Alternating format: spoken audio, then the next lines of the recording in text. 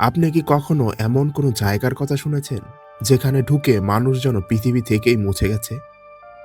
যেখানে বিশাল জাহাজ, আধুনিক বিমান আর শত শত মানুষ এক মুহূর্তে অদৃশ্য হয়ে গেছে, কোনো এসওএস সিগন্যাল ছাড়া, কোনো ধ্বংসাবশেষ ছাড়া, এমনকি কোনো মৃতদেহ ছাড়া। আর তার নাম হচ্ছে আটলান্টিক মহাসাগর। এটি শুধু পৃথিবীর দ্বিতীয় বৃহত্তম মহাসাগরই নয়, বরং রহস্য, ভয় আর অজানা ঘটনার এক বিশাল অন্ধকার জগৎ। শত শত বছর ধরে এই মহাসাগর মানুষের মনে এক অন্যরকম আতঙ্ক তৈরি করে রেখেছে, কারণ এর বুকে এমন কিছু ঘটনা ঘটেছে যেগুলোর উত্তর বিজ্ঞানীরা আজও খুঁজে চলেছেন। স্টার বাংলায় নতুন হলে সাবস্ক্রাইব করতে ভুলবেন না। একবার কল্পনা করুন, আপনি একটি জাহাজে বসে আছেন, চারিদিকে শুধু অসীম পানি, না কোনো ভূমি, না কোনো মানুষের চিহ্ন। হঠাৎ আপনার কম্পাস অদ্ভুতভাবে ঘুরতে শুরু করলো। রেডিওতে শুধু ভেসে আসছে অজানা শব্দ। আকাশ ধীরে ধীরে কালো হয়ে যাচ্ছে, আর তারপর সম্পূর্ণ নীরবতা। আপনি কোথায়? আপনি কি কোনো ভয়ঙ্কর ঝড়ের মধ্যে পড়েছেন, নাকি এমন কিছু সামনে এসে দাঁড়িয়েছেন যা মানুষের বোঝার সীমার বাইরে? এই ঘটনাগুলো প্রকৃতপক্ষে কাল্পনিক মনে হলেও বাস্তবে এই ধরনের সাক্ষী হয়েছেন প্রায় কয়েকশো মানুষ। আটলান্টিক মহাসাগর প্রায় ১০৬.৫ মিলিয়ন বর্গ কিলোমিটার।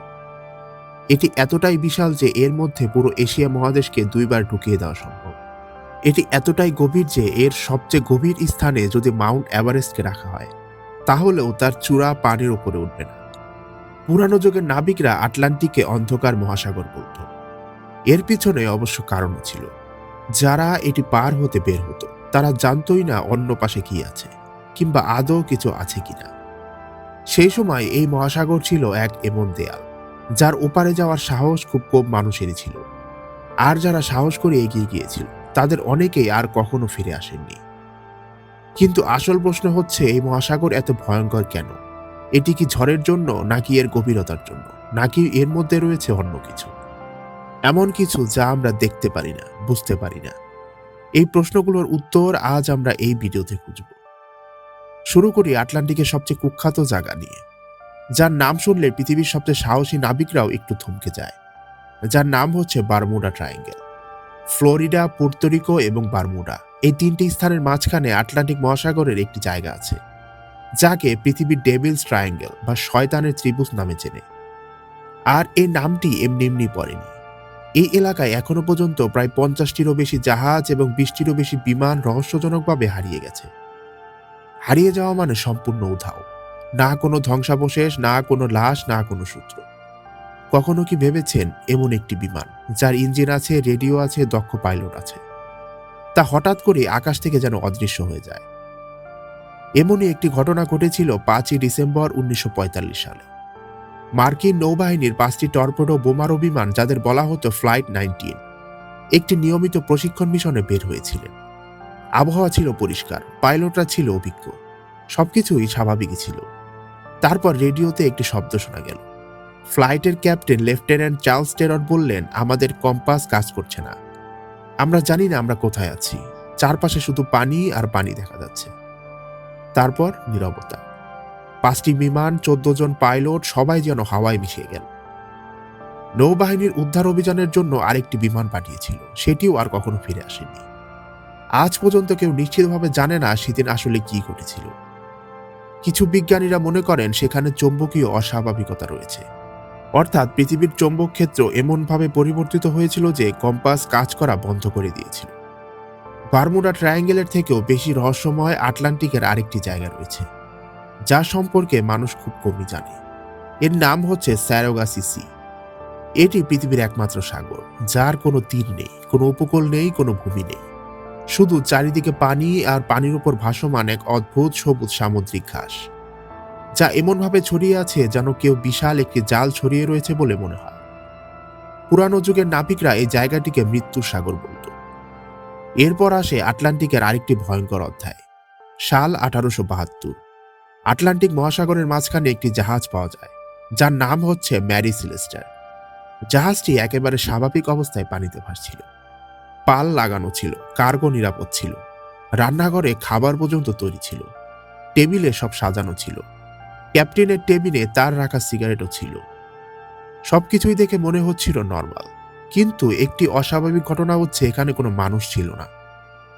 জাহাজের নোটবুক থেকে বোঝা যায় প্রায় 10 জন মানুষ এই জাহাজে ছিল, যাদের মধ্যে রয়েছেন ক্যাপ্টেন বেঞ্জামিন ব্রিগস, তার স্ত্রী, তার 2 বছরের মেয়ে এবং তার 7 জন ক্রু সদস্য। তারা সবাই যেন বাতাসে মিলিয়ে গেছে।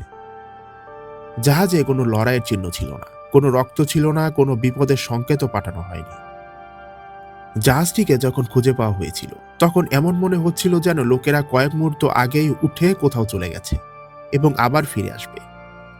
আজ 150 বছরের বেশি সময় পার হয়ে গেছে এই ঘটনার, তবুও এই রহস্যের কোনো সঠিক উত্তর আজও পাওয়া যায়নি। এই 10টা মানুষের সন্ধান পাওয়া তো দূরের কথা, তাদের লাশ পর্যন্ত পাওয়া যায়নি। কেউ বলেন হঠাৎ কোনো বিশাল জলস্তম্ভ বা ওয়াটার স্প্রাইট তৈরি হয়েছিল। কেউ বলেন কার্গোতে থাকা অ্যালকোহলের বাষ্পের কারণে সবাই অজ্ঞান হয়ে সমুদ্রে পড়ে গিয়েছিল। কিন্তু সবকিছুই ছিল হাইপোথেটিক্যাল, কারণ সত্য হচ্ছে মেরি সিলেস্টের রহস্য আজও অমীমাংসিত এবং হয়তো চিরকালই অমীমাংসিতই থেকে যাবে। আটলান্টিক মহাসাগরের এই ঘটনাগুলো শুনে যদি আপনি ভাবেন যে এটাই সব, তাহলে একটু অপেক্ষা করুন, কারণ এখন আমরা সেই জায়গার কথা বলবো যেটিকে পুরো আটলান্টিক মহাসাগরের সবচেয়ে ভয়ঙ্কর, সবচেয়ে অন্ধকার এবং সবচেয়ে রহস্যময় স্থান বলা হয়। একটি এমন জায়গা যেখানে সূর্যের আলো কখনো পৌঁছায় না, যেখানে চাপ এত বেশি যে মানুষের শরীর এক মুহূর্তে চূর্ণ হয়ে যেতে পারে, যার নাম হচ্ছে পুর্তো রিকো টেক। এর গভীরতা প্রায় 8,740 মিটার, অর্থাৎ প্রায় 28,675 ফুট। একবার কল্পনা করুন, মাউন্ট এভারেস্টের উচ্চতা প্রায় 8,849 মিটার আর এর গভীরতা 28,675 ফুট। অর্থাৎ পুরো মাউন্ট এভারেস্টকে এই ট্রেঞ্চের মধ্যে যদি ফেলে দেওয়া হয়, তারপরও মাউন্ট এভারেস্টের চূড়া দেখা যাবে না। তাহলে ভাবতেই পারছেন এই জায়গাটা ঠিক কতটা গভীর। সমুদ্রের ঠিক এই স্থানে কোনো আলোর দেখা পাওয়া যায় না। এই সমুদ্রের তলদেশে কি আছে যা আজও একটি রহস্য। বিজ্ঞানীরা যখন এই ট্রেঞ্চ অনুসন্ধান করার চেষ্টা করেছিলেন, তখন তারা এমন কিছু বিষয় লক্ষ্য করেন যা তাদেরকে বিস্মিত করেছিল। এই ট্রেঞ্চের আশেপাশের অঞ্চল অত্যন্ত ভূমিকম্প প্রবণ এবং এখানে প্রায় ভূমিকম্প হয়। কিন্তু বিজ্ঞান এখনো পর্যন্ত শুধু এইটুকুই ব্যাখ্যা করতে পেরেছে। আসল রহস্য তো আরো গভীরে। সমুদ্রের গভীরে বিজ্ঞানীরা এমন কিছু শব্দ রেকর্ড করেছেন যেগুলো পরিচিত কোনো শব্দের উৎস সঙ্গে মিলে না। এই শব্দগুলোর একটি নাম দেয় তারা, যার নাম হচ্ছে দ্য ব্লু। এই শব্দ এত শক্তিশালী ছিল যে হাজার হাজার মাইল দূর থেকেও এটি রেকর্ড করা হয়েছিল। 1997 সালে প্রথমবার এই শব্দ ধরা পড়ে। তখন বিজ্ঞানীরা হিসাব করেছিলেন হয়তো এই পানির নিচে রয়েছে বিশাল বড় দানব। আর এত বড় শব্দ তৈরি করতে জীবটির আকার ঠিক কতটা বিশাল হতে পারে, আর সেই হিসাব দেখে অনেকেই অবাক হয়ে যান। যদিও পরে বিজ্ঞানীরা এই ধারণায় আসেন যে এটি সম্ভবত অ্যান্টার্কটিকার বরফ ভেঙে যাওয়ার শব্দ ছিল। তবুও এই রহস্য পুরোপুরি শেষ হয়ে যায়নি। কিন্তু পুর্তো রিকো ট্রেঞ্চের রহস্য থেকেও বেশি ভয়ঙ্কর ছিল আটলান্টিকের সেই ঘটনা, যা ঘটেছিল 1912 সালের 14 এপ্রিল রাতে। একটি জাহাজ যার সম্পর্কে বলা হয়েছিল এটিকে ঈশ্বরও ডুবাতে পারবে না। সেটি হচ্ছে আমাদের পরিচিত RMS টাইটানিক। টাইটানিকের গল্প হয়তো আপনি আগে বহুবার শুনেছেন, কিন্তু এর সঙ্গে জড়িয়ে থাকা কিছু অদ্ভুত বিষয় আজও মানুষকে ভাবায়। 1912 সালের 14 এপ্রিল রাতে জাহাজটি একটি বিশাল বরফখণ্ডের সঙ্গে ধাক্কা খায়। মাত্র 2 ঘন্টা 40 মিনিটের মধ্যে 882 ফুট লম্বা 46,000 টনের সেই বিশাল জাহাজ আটলান্টিকের অন্ধকারের গভীরে হারিয়ে যায়। তার সঙ্গে হারিয়ে যায় শত শত মানুষের জীবন। কিন্তু জানেন কি, টাইটানিকের দুর্ঘটনার আগে অন্তত 6 বার বরফখণ্ডে সতর্কবার্তা পাঠানো হয়েছিল। ক্যাপ্টেনকে বারবার জানানো হয়েছিল সামনে বিপদ আছে। তবুও ক্যাপ্টেন জাহাজের গতি কমাননি। কিন্তু কেন? এই প্রশ্নের উত্তর আজও পুরোপুরি পরিষ্কার নয়। আরও অবাক করার মতো বিষয় হচ্ছে টাইটানিক ডোবার 14 বছর আগে 1898 সালে একজন লেখক একটি উপন্যাস লিখেছিলেন, যেখানে একটি কাল্পনিক জাহাজের নাম ছিল টাইটান। সেই জাহাজও আটলান্টিকের একটি বরফখণ্ডের সঙ্গে ধাক্কা খেয়ে ডুবে গিয়েছিল এবং সেই জাহাজেও পর্যাপ্ত লাইফবোট ছিল না। এটি কি কেবলই কাকতালীয় ঘটনা নাকি অন্য কিছু? আজও আটলান্টিকের গভীরে টাইটানিকের ধ্বংসাবশেষ পড়ে আছে, আর সেই অন্ধকার পানির নিচে হয়তো এখনো ইতিহাসের অসংখ্য না বলা গল্পরা ঘুমিয়ে আছে।